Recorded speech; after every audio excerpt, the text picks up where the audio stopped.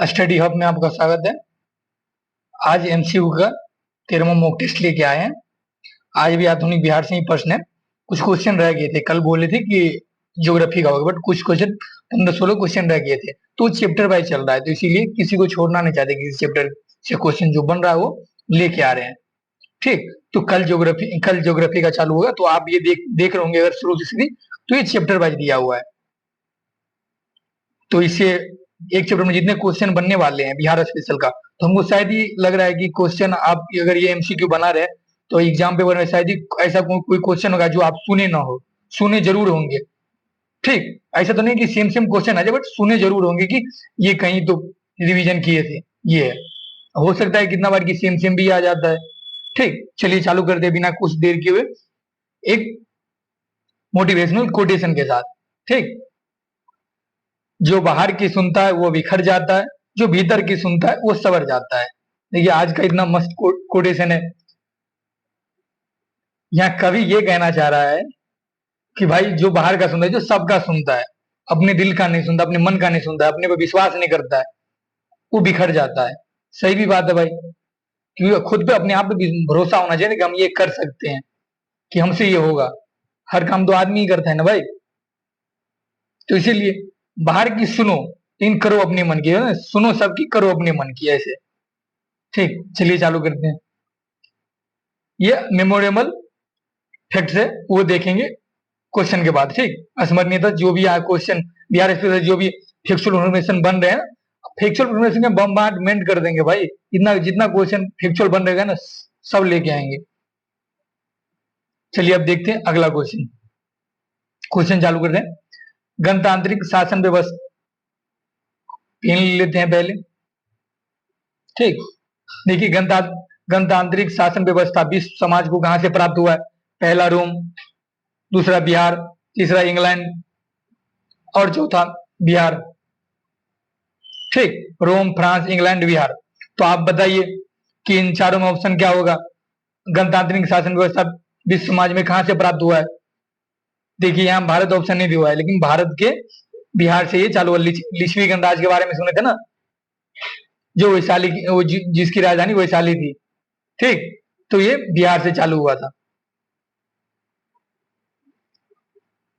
जो अपन लोग quick revision भी किया, और पीछे क्वेश्चन जो पीछे एमसीक्यू बना उसमें ज्यादा ज्यादा डिटेल में बताए भी हैं। ठीक, तो यहाँ ज्यादा डिटेल में बताने का औचित्य बन नहीं रहा। चलिए अगला क्वेश्चन देखते हैं। भारतीय संविधान के अंतर्गत बिहार संविधान सभा के सदस्यों की संख्या तय की गई थी। बोल रहा है कि भारतीय संविधान के अंतर्गत बिहार विधानसभा सदस्यों की संख्या कितनी तय की गई थी? तो ऑप्शन देखिए 152, 330, 230, 340। तो आपको यहाँ लग रहा होगा, मतलब क्वेश्चन देखिए बालकों को ये एग्जाम में अगर पूछा तो बालकों को क्या लगेगा? 152 ही है भाई, क्योंकि 152 ही सीट विधानसभा में दिया गया था, और विधान परिषद में 30 सीट दिया हुआ था। तो ये विधानसभा में पूछा जा रहा है, तो इसका आंसर तो 152 है। लेकिन भाई ऊपर पढ़ो, भारतीय संविधान के अंतर्गत पूछा जा रहा है कि बिहार विधानसभा में सदस्यों की संख्या कितनी तय की गई थी। तो यहाँ ऑप्शन होगा आपका 330। ठीक, और ये बिहार विधानसभा में अगर पूछे सीटों की संख्या कितनी थी, तो 152 ये सीटों की संख्या है।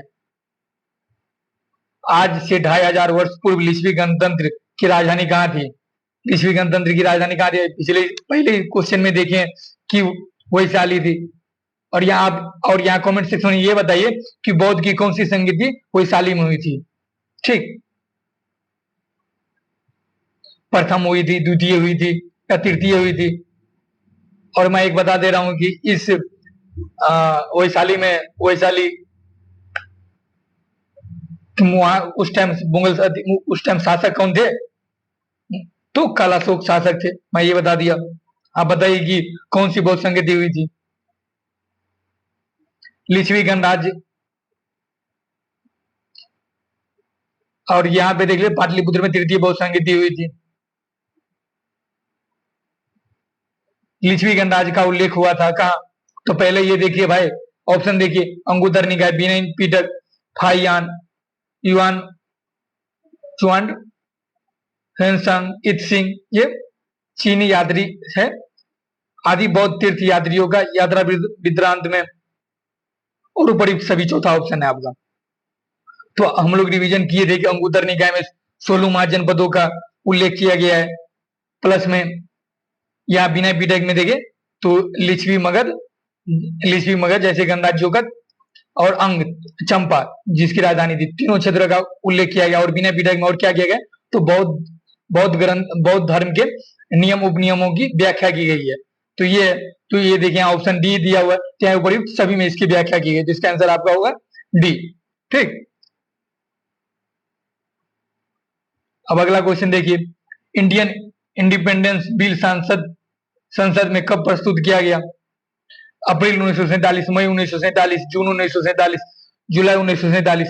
तो भाई यहाँ तो बच रहे की, यहाँ ऑप्शन देके ये लगेगा कि अगर पूछा जाए तो कि यार कम से कम मंथ तो अलग अलग दिया है, ईयर में सेम है लेकिन मंथ तो अलग है, इसमें इलिमिनेट तो कर सकते हैं अगर याद रहे कि जुलाई मंथ में हुआ था, डेट यहाँ पूछा भी नहीं है। ठीक, तो इसका आंसर होगा आपका जुलाई 1947।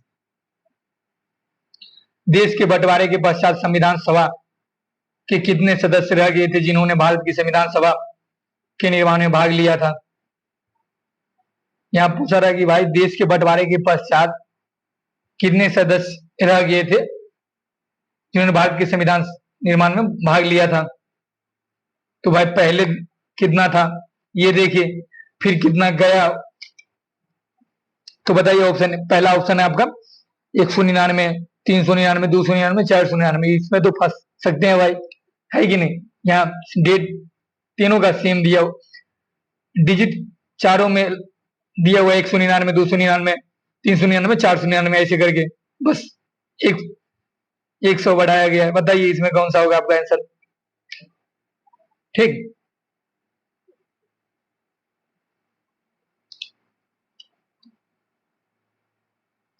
बताओ भाई कितना कितना रह गया था बंटवारे के बाद उसमें?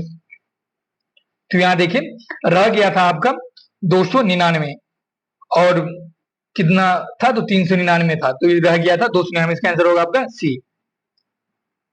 संविधान सभा ने भारतीय संविधान को कब पारित किया?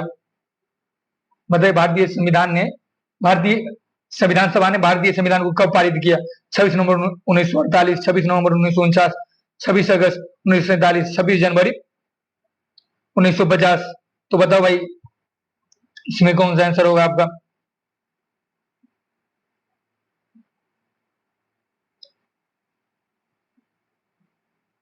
और यहाँ पे क्या था ये भी देख लेते कि कब प्रस्तुत किया गया था इंडियन इंडिपेंडेंस बिल, कब संसद में प्रस्तुत किया गया था? तो जुलाई 1947। एक ये इसमें याद रखिए, एक यहाँ हुआ, तो यहाँ होगा आपका आंसर 26 जनवरी 1950 को। ठीक, इसी दिन पारित करके लागू किया गया था। ठीक, अब अगला क्वेश्चन देखते हैं, संविधान सभा का पहला अध्यक्ष कौन था? यहाँ तो भाई देखो पहला अध्यक्ष सुनते मात्र आपको मन में होगा राजेंद्र प्रसाद, तो कंफर्म सही है, पहले ही लगा गए राजेंद्र प्रसाद। ये जगजीवन राम और सरोजिनी नायडू तो नहीं होगी, तो बस दो ही में एलिमिनेट करना है, और वो याद नहीं है भाई सच में। पहला तुम देखे होगे तो कुछ क्या मारोगे, राजेंद्र प्रसाद ही मारोगे, बट वो आंसर गलत है भाई। पूछ रहा है कि संविधान सभा का पहला अध्यक्ष कौन था? तो सच्चिदानंद सिन्हा थे। न कि ये पूछा जा रहा है कि अस्थाई समिति के, यह नहीं पूछा जा रहा है कि अस्थाई समिति के अध्यक्ष के बारे में और अस्थाई समिति के अध्यक्ष के बारे में, ये नहीं पूछा जा रहा है। पूछा रहा है कि संविधान सभा का पहला अध्यक्ष। ये तो राजेंद्र प्रसाद तो अस्थाई समिति का पहला अध्यक्ष था ना, और ये अस्थाई समिति का उपाध्यक्ष सच्चिदानंद सिन्हा थे, तो इसका आंसर होगा आपका ए। ठीक, तो यहाँ फंस सकते हैं भाई। संविधान निर्माण समिति के अध्यक्ष कौन थे? तो यहाँ देखिए संविधान निर्माण समिति के अध्यक्ष पूछ रहा है, ये हुआ अस्थाई समिति के अध्यक्ष। ठीक भाई, मैं राइटिंग लिख लेता हूँ बहुत अच्छा, बस ये पेन की वजह से ऐसे प्रॉब्लम है, तो आप ये मत सोच लीजिएगा कि लिख कैसे रहा है भाई।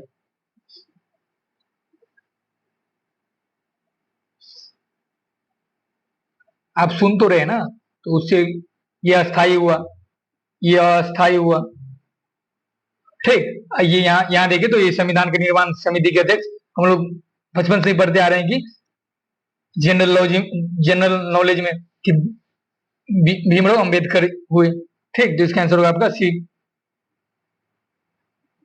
1937 के चुनाव में बिहार विधानसभा के लिए कितने सीटों की व्यवस्था की गई थी? तो बताइए भाई कितने सीटों की व्यवस्था की, और कांग्रेस की प्रतिनिधि कितने सीट पे खड़े हुए थे और कितनी सीटों पर उन्होंने जीते। ये फैक्चुअल इन्फॉर्मेशन यहाँ से बनता है भाई। तो 152, 151, 150, 153 डिजिट बस एक अंतर दिया हुआ है। बताइए इसका आंसर कौन होगा?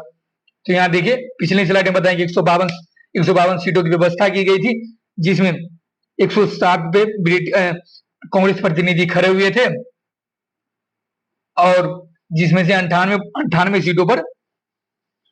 सीटों पर कांग्रेस की जीत हुई थी और 20 सीटों पर मुस्लिम लीग की जीत हुई थी। तो ये ध्यान रखें।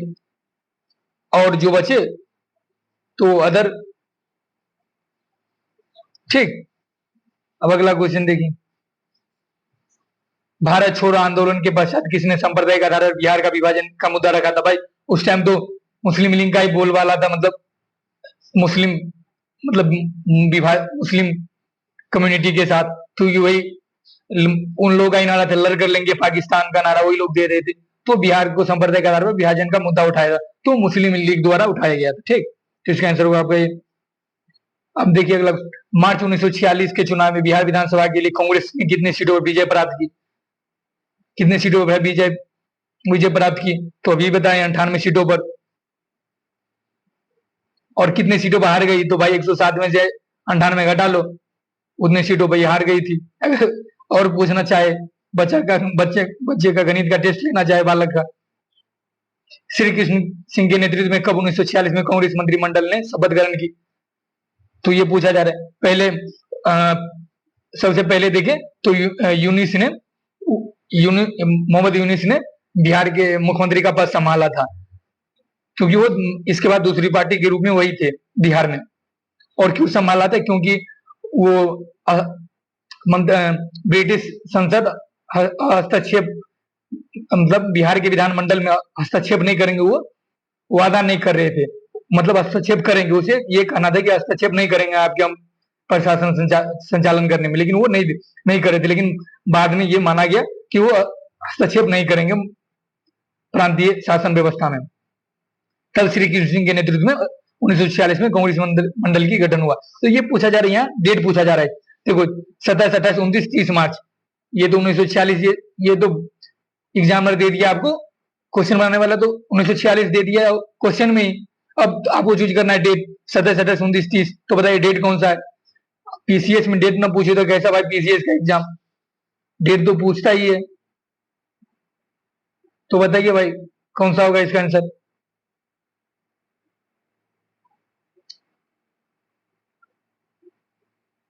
क्या क्या लगे? मार्च चाहिए तो सबको, लेकिन ऑप्शन में भी मार्च दिया हुआ है चारों में।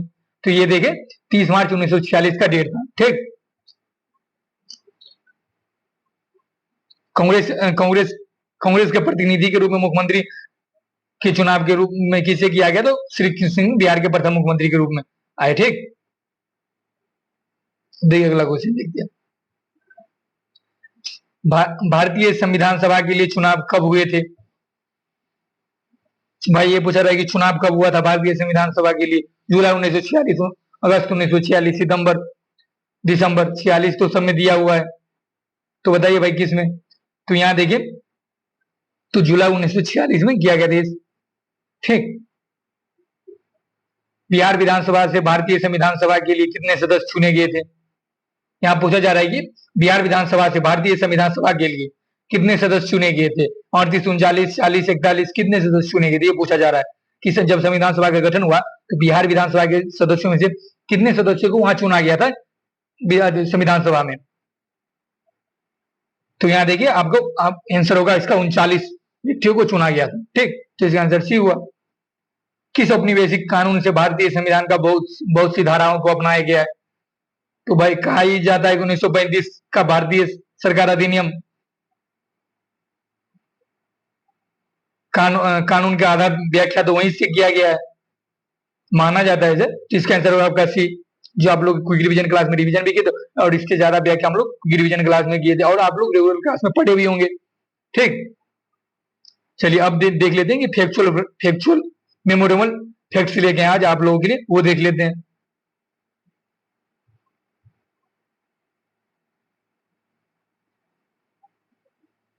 देखिए मुंगेर मुंगेर से मध्य पाषाण युग के अवशेष मिले हैं, तो ये याद रखिए। मध्य पाषाण के अवशेष कहाँ से मिले हैं? तो मुंगेर से मिले हैं। चिरांद एवं चेचर से नव पाषाण के अवशेष मिले हैं। विदेह माधव की कहानी का वर्णन किसमें मिलता है? तो सतपथ ब्राह्मण, बौद्ध ग्रंथ के सतपथ ब्राह्मण में मिलता है।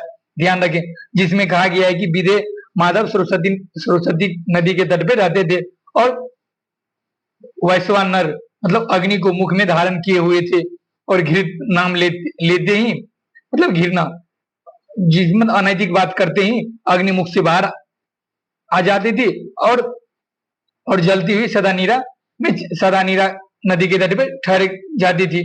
तो सदानीरा वर्तमान में किस नदी को कहा जाता है? तो बिहार की गंडक नदी को। ध्यान रखिए, बिहार की गंडक नदी। ठीक। विदेह माधव आदि के पीछे पीछे अपने गुरु गौतम राहुगण के साथ यहाँ तक आ गए।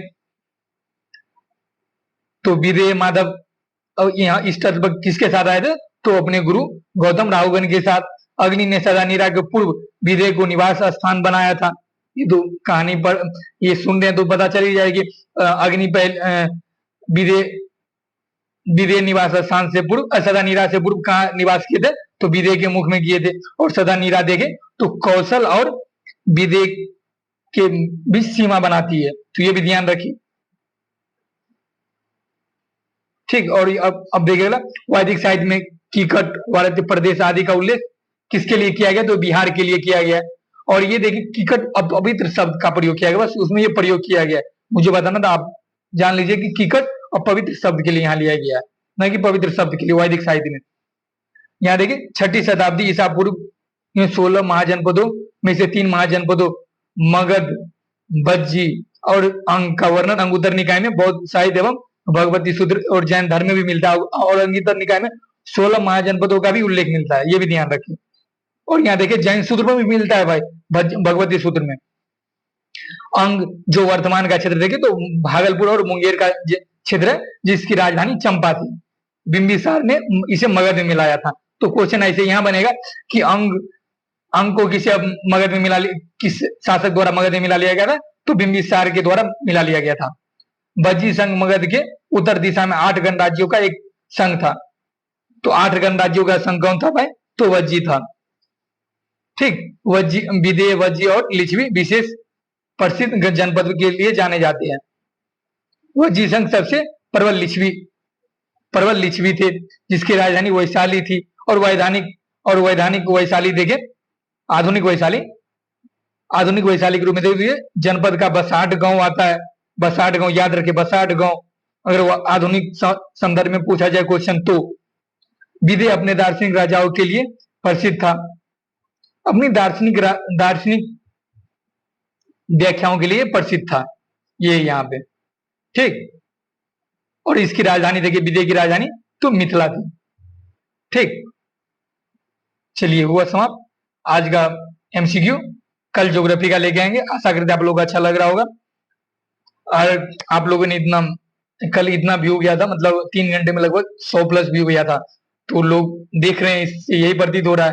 तो धन्यवाद भाई लोग, और दोस्तों को शेयर करिए और बोलिए सब्सक्राइब भी करें। ऐसे ही हम ऊर्जा के साथ आप लोगों के साथ बने रहेंगे कल अगले वीडियो के साथ। ठीक। चलिए धन्यवाद।